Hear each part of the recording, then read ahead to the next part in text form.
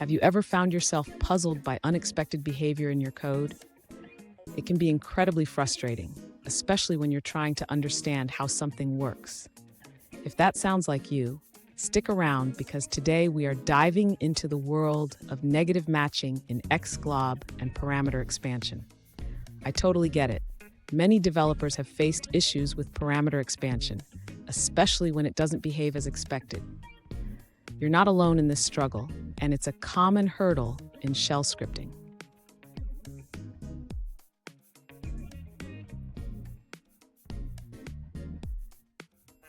Let's take a closer look at the specific question at hand. One user asked, "Why doesn't the negative matching with Extglob work as I expect in parameter expansion?" They provided some test cases that really highlight the confusion. Sound familiar? Let's break it down together. So what exactly is happening here? The user is trying to use the syntax pattern list within parameter expansion, but the results are not aligning with their expectations. Understanding how Extglob interacts with parameter expansion is key to resolving this issue. And don't go anywhere. By the end of this video, you'll not only understand the issue, but also learn some advanced examples that will enhance your scripting skills. To understand how negative matching works in Extglob during parameter expansion, the user should first recognize that the syntax pattern list is used to exclude matches. This means it will match anything that does not fit the specified patterns. Next, the user should look at the first test case. When using the expression all_, the user expects to remove all single-digit numbers from the variable a. However, it results in a blank output because the pattern does not match as intended. In the second test case, the user uses $a2. Here, the expectation is to remove everything except the number 2. The output shows that it works as expected, returning 2, 3, 4, 5, 6, 7, 8, 9, 10. Moving on to the third test case, the user uses $a_a_ha. This expression is designed to exclude any string that contains the number 2.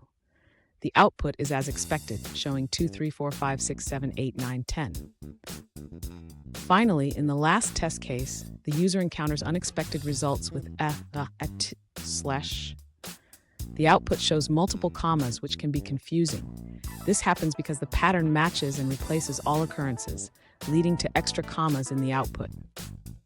Fun fact, did you know that Extglob is a feature that many shell users overlook?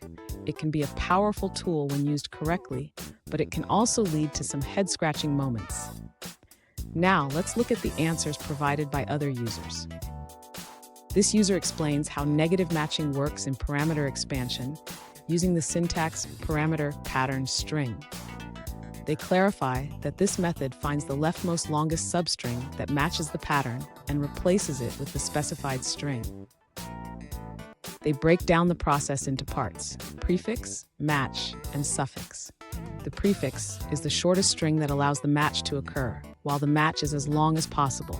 The result is then formed by combining the prefix, the replacement string, and the suffix. The user analyzes specific test cases, showing how the negative patterns behave. For example, when using $9, it matches the entire string since none of it is a single digit, resulting in an empty output. They also explain how the global replacement form works, noting that it recursively applies the same matching process to the suffix.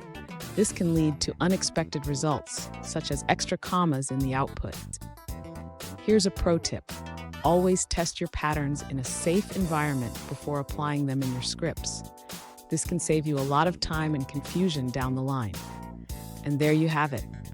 Understanding negative matching in Extglob can be tricky, but with practice, you'll master it. If you found this video helpful, please subscribe for more tips and tricks on shell scripting.